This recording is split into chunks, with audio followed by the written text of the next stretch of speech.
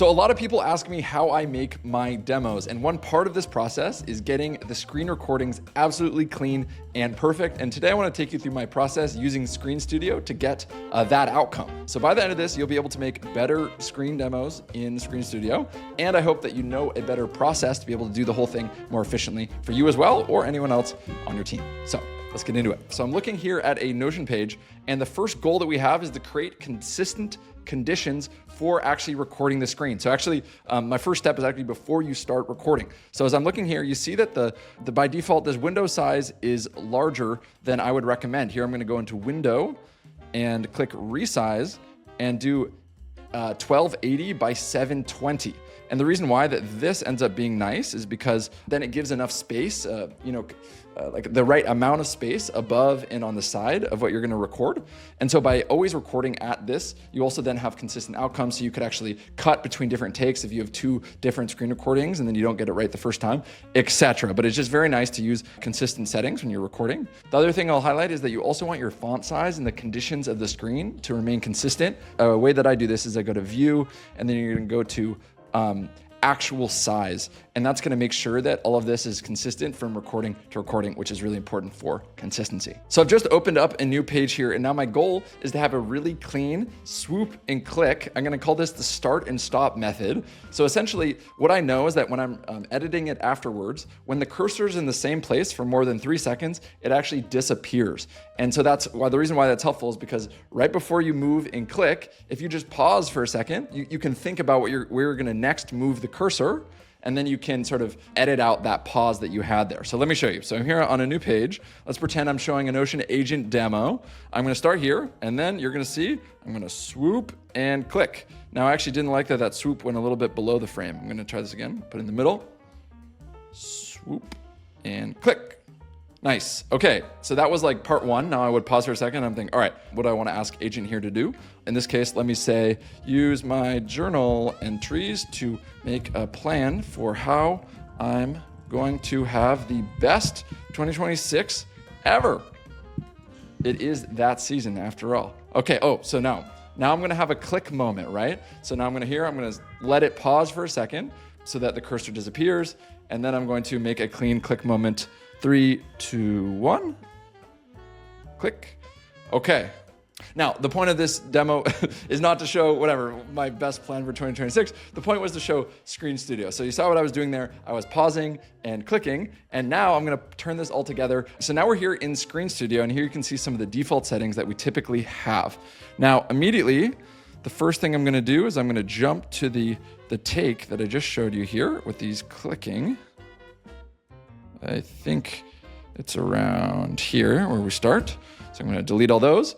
And the next thing I'm going to do is just remove all of these zooms. And the reason why is because I'm going to do custom zooms that I'm going to add in a second, and I'll show you exactly what I do. Another thing here, I'm just going to set up some of these presets how I like to use, and afterwards I'm going to share this preset with you such that you could use the same ones. But let me just show you like some of my preferences here. So let's do a solid background color. Let's do a brand color. In my case, whenever I make personal videos, I like to do them with this green here. So let's add my favorite green.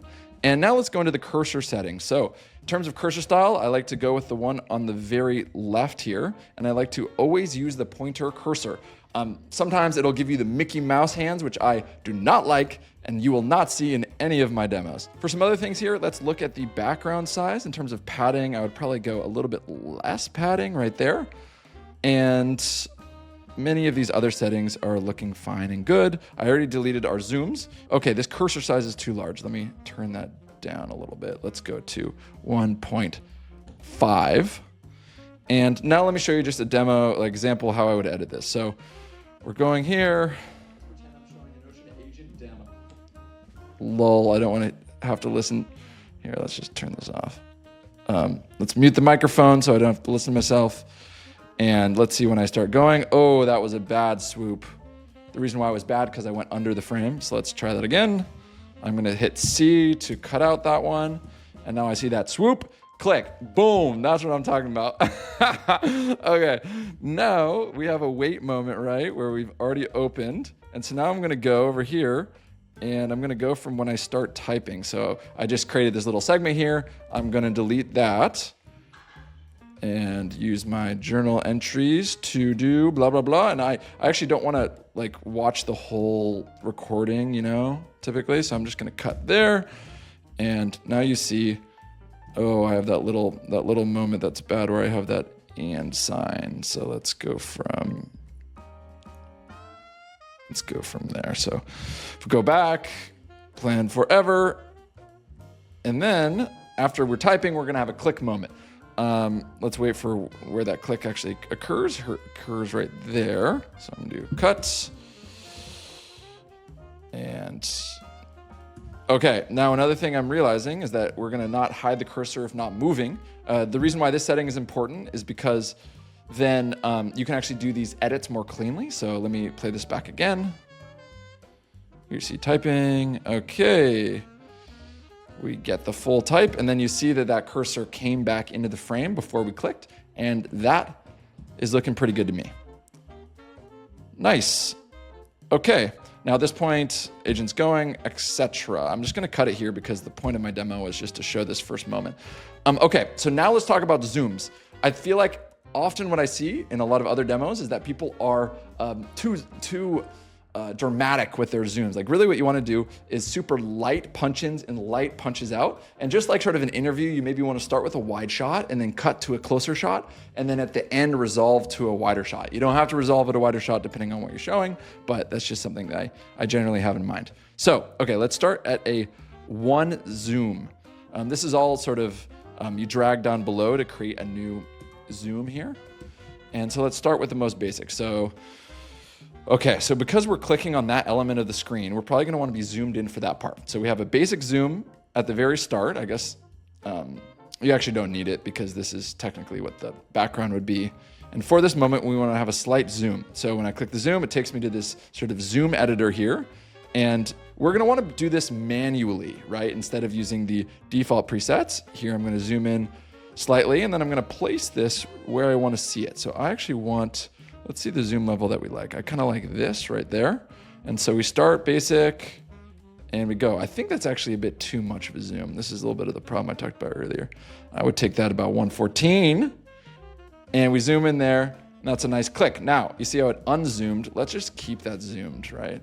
So we go back, we zoom in, click, and now we got the type moment. Great. Now this is looking great. I'm gonna keep this zoom, perhaps the whole way. Let's pretend that maybe after we click submit, we wanna like unzoom and go back to the original level. Here, if I go, you see it zooms back, and that's nice because now we see you focus on the other part of the frame where agent is generating something. Here, if I wanted to add another zoom in, sometimes you want to do the double zoom in, make sure it's directly padded on the zoom before, and then I would bump that up to, 160, right? So you can imagine, well, maybe let's take this down a little bit, right? Let's maybe 120. So let's say if we wanted to add another zoom actually for the click moment, if I put this here, let's see, maybe do a little bit more just to highlight this a bit more. And then we want to zoom for the click moment. There we go, and then we go back. Now in this case, maybe I don't actually really like that treatment. Originally, I would just do sort of a simple zoom and then a zoom out, but this is just to show you what it would look like if you had two zooms kind of next to each other. Yeah, and the reason how I like to think about this is like you start wide, go narrower, and then maybe you end up on the wide shot again to give you that sense of resolution is a nice one to have as well. So let me reinforce some of these edits that I made. I started with adding just a lower level of padding. I added a consistent background color. I then, these rounded corners are nice. In terms of the cursor, I took down the cursor size. I always used the pointer cursor and I hid the cursor if not moving. Another thing I did is just muted the microphone. And then when I'm using zooms, I'm only doing manual zooms instead of auto zooms. A great thing about Screenstudio is you can actually save this preset for use across a different, the next time you're recording, so you don't have to remember all these settings again. Here you can go to presets, and then you can go to create a new preset. Let's call this Ian's demo preset. Lol, that's not a very good name, but let's just run with it for now. And just doing this will make your demos immediately look a little bit cleaner, I hope. If you have any questions, let me know. Topics you want me to go into next, also let me know. I love this stuff, and I'll see you next time.